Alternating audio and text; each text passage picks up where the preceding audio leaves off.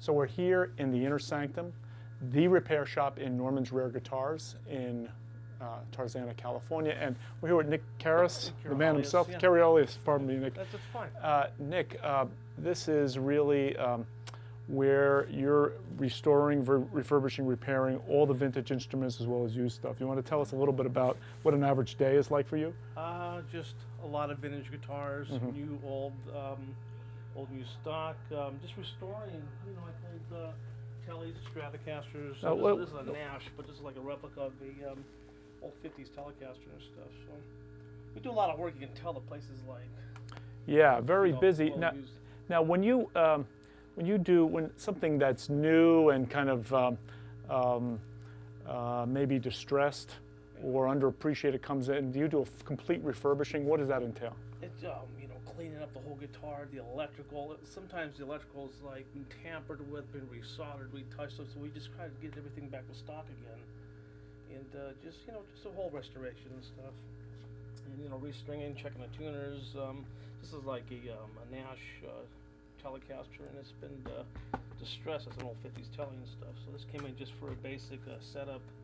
You know, new strings, you know, checking the intonation, the controls, you know, getting it set up the way it should be played.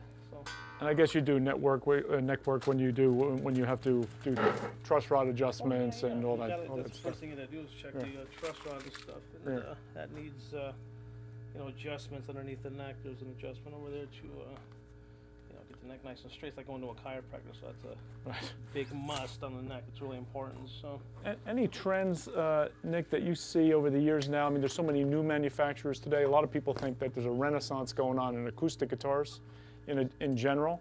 Well, there's a lot of makers out there that do acoustic guitars.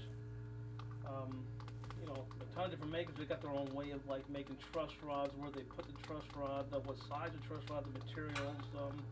Some people use the you know, the better alloys of steel, you know, for the truss rods. Titanium is what they're using now because it's strong and it's light, and you know, it sounds pretty good and stuff. The older truss rods were kind of primitive and stuff, so they were just real primitive truss rods. Some of them were made out of bronze too, so the materials that they had back then.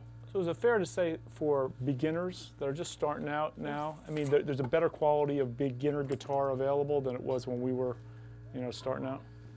They got a Squire, that's the ones that Fender makes now, but right. The beginner ones were Fender Mustangs. That's what they offered from Fender, you know, back in the day and stuff. They were like the beginner guitars, kind of like the equivalent of the Squire, but the Mustang was a lot better of a guitar. Yeah, I remember them. Stuff, so.